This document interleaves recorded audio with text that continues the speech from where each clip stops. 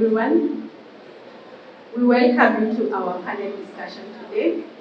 We have heard so much about digitalization, going AI, using innovation, but in our discussion today, we want to see then how are we securing the digital currencies that we have, the digital assets that we have in our institutions. So I'll start my question. I'll start with somewhere on the banking side.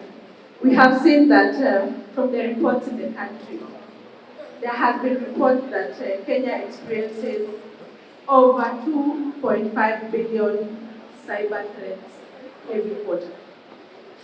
Samuel, please tell us, what are the three top priorities that Kenyan financial institutions must address immediately for mobile money and digital payments? Karibu, Samuel.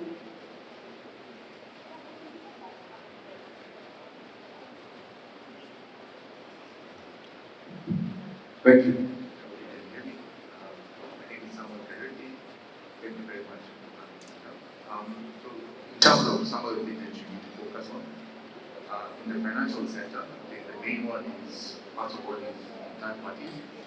We do have very many third parties who integrate with us on a daily basis because as financial institutions, we can't do everything.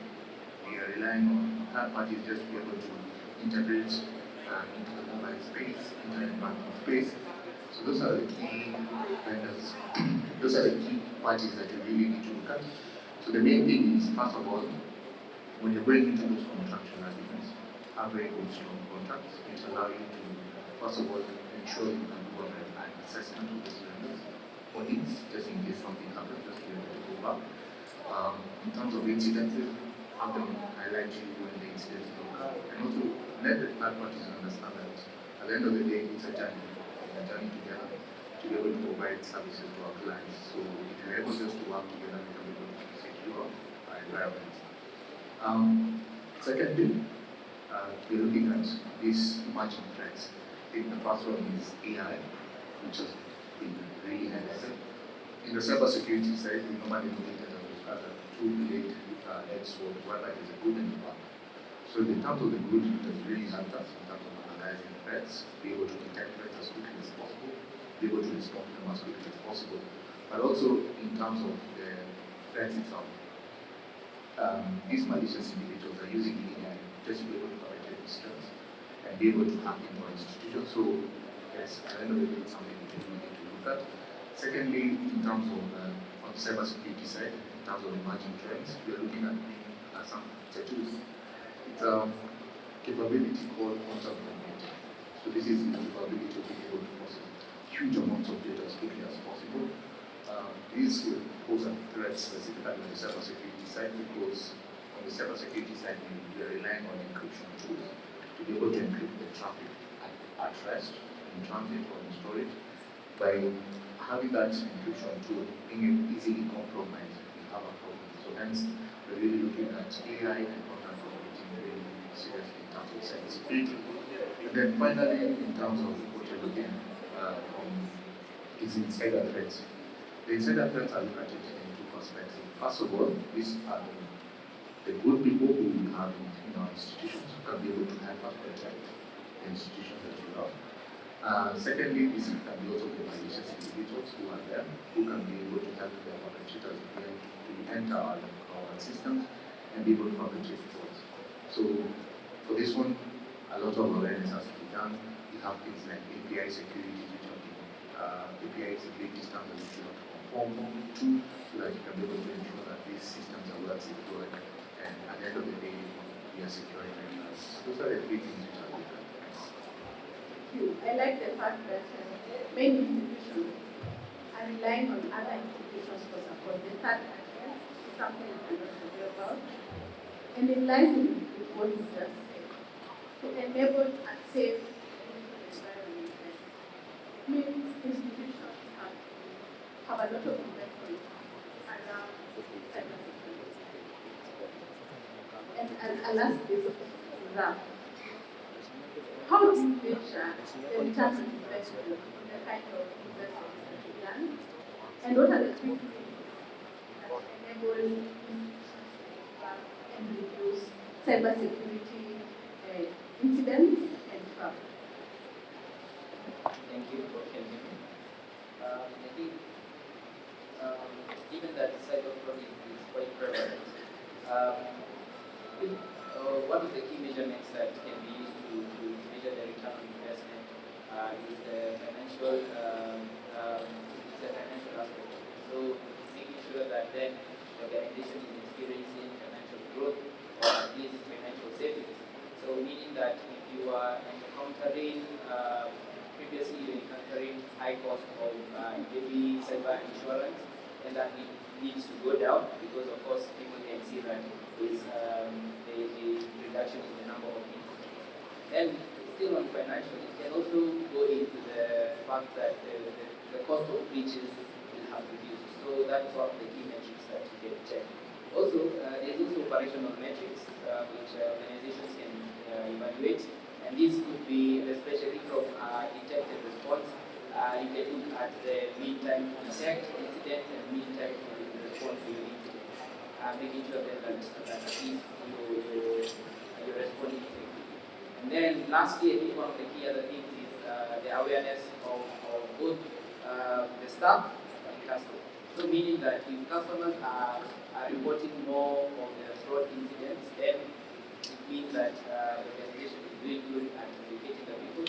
If you're receiving less calls at the customer care center, also is a good metric to show that at least there's a good return on investment that you have put in cybersecurity department. In terms of the quick wins I look at, we can invest in definitely AI. AI has come to really help in fraud detection, whereby most organizations are now opting to adopt real-time transactional monitoring, which AI now becomes very easy for you to detect threat patterns. In addition to that, basic multi-factor authentication will help organizations be able to protect their customers when they are performing transactions on their mobile devices. And then lastly, one I can think about is geofencing, whereby you tag customer devices to your location. I think those are key things which organizations can check and see how they can help to improve that cyber protection. Thank you. In line with that, are there any real-time risk management capabilities, different technologies that are being deployed to measure some of those instances? If you have what are some of those efforts you will comment for a financial as I've said again, AI has come to really help in fraud detection. So one of the things that organizations can do is implement that. The other thing is biometrics on mobile devices, whereby then you operate a fintech which has a mobile application which is being used by customers and implement multi-factor authentication as of course this multi-factor authentication will include biometrics, which is your fingerprint, face, scan.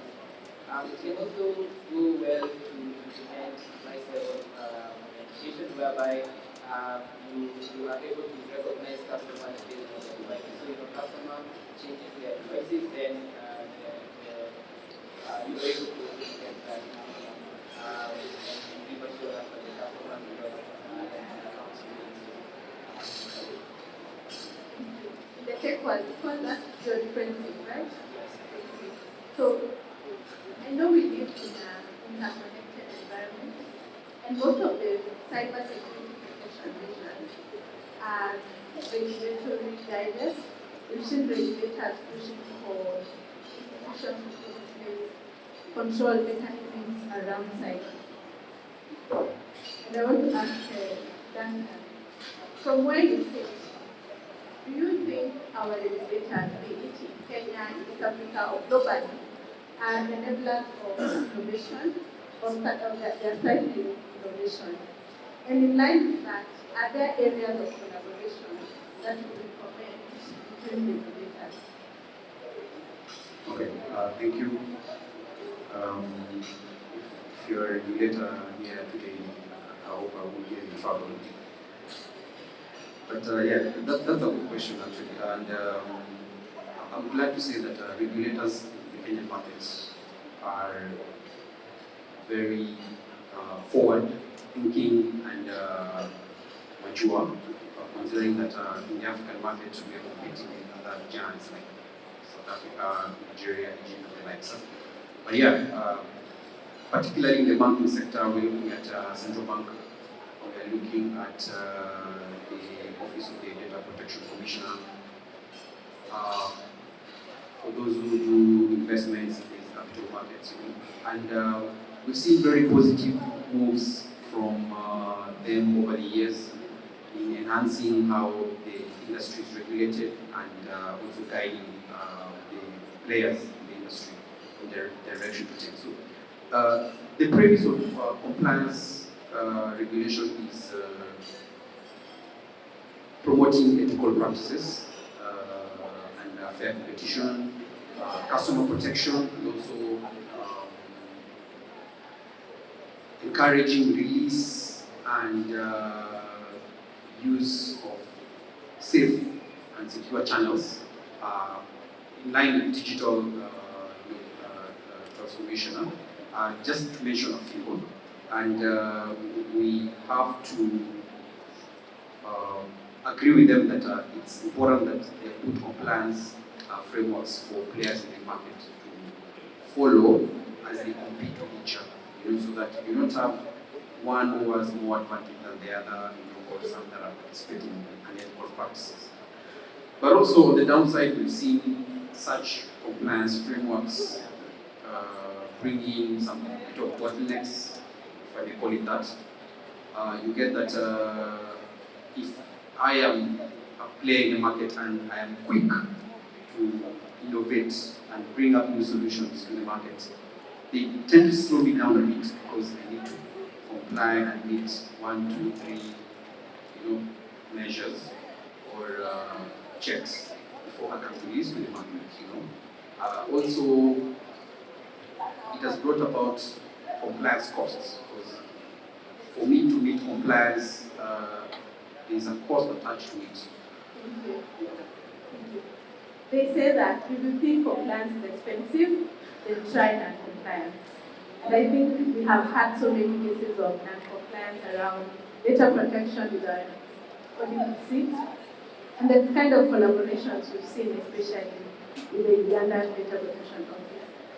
As I wrap up, and to my panelists, as final thoughts, if we were to have one cybersecurity practice for a financial institution, what would that be and why? In a minute or less. Some?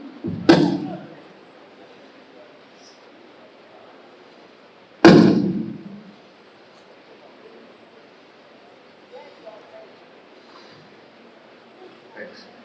The first one, sorry to say, the Omani Omani is very awareness. It is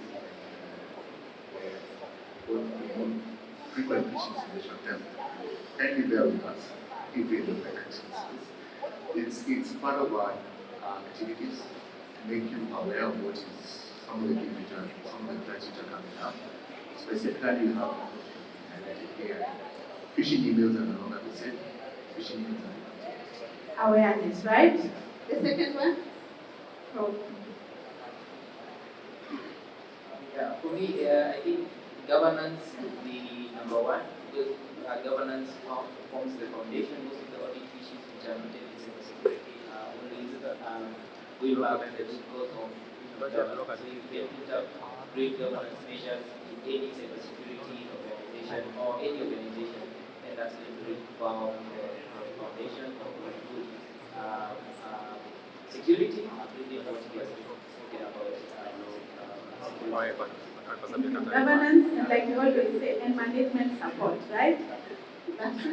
Yeah, so as an actively participating professional in information security, there's no one thing that can solve all the problems you face. Like the way in Lord of the Rings, you have one ring that rules them all. However, I believe the one that weighs a lot more is what Raphael just said, management support. Get your senior leadership to buy into your cybersecurity program and plan and implement it.